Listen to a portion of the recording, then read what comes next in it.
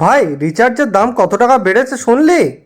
হ্যাঁ, মুকেশ আম্বানির ছেলের বিয়েতে কত টাকা খরচা হচ্ছে বলতো? ওই টাকাগুলো তো তুলতে হবে, আমাদের কাছ থেকেই তো তুলবে। অ্যাকচুয়ালি ওই খরচাগুলো তো আমরাই করছি। মুকেশ আম্বানির ছেলের বিয়েটা দিচ্ছে কে? আমার তোদের মতো লোকেরা। রিচার্জের দাম 100 টাকা করে বাড়িয়ে দিয়েছে। সবার কাছে 100 টাকা করে নিলে কত টাকা হয় বলতো? ওরম বিয়ে এখনো 2-3 বার দিতে পারবে মুকেশ আম্বানি। আর শুনলাম নাকি তুই বিএসএনএল সিম ইউজ করছিস এখন। হ্যাঁ, বিএসএনএল আমি আজকের থেকে, মানে সেই ডাইনোসরের আমল থেকে ব্যবহার করছি আমি বিএসএনএল।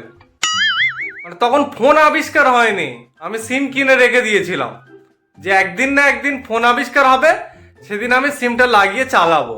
মানে বিএসএনএল আর আমার সম্পর্কটা না আলাদা লেভেলের সম্পর্ক, মানে করণ অর্জুন টাইপের। মানে একে অপরের ছাড়া একদমই থাকতে পারি না। আচ্ছা, বিএসএনএল এর ফুল ফর্ম কি বলতো?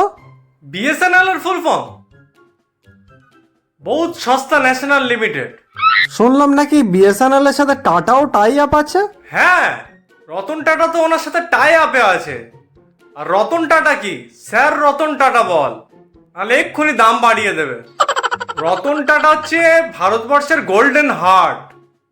মানে মাসে কত টাকা দান করে জানিস? কত টাকা?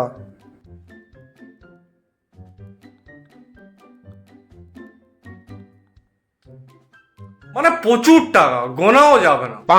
আমি রতন টাটার বিরাট বড় ভক্ত। কেউ যখন আমাদের বাড়ি থেকে চলে যায় না, আমি বাই বাইও বলি না, আমি বলি টাটা।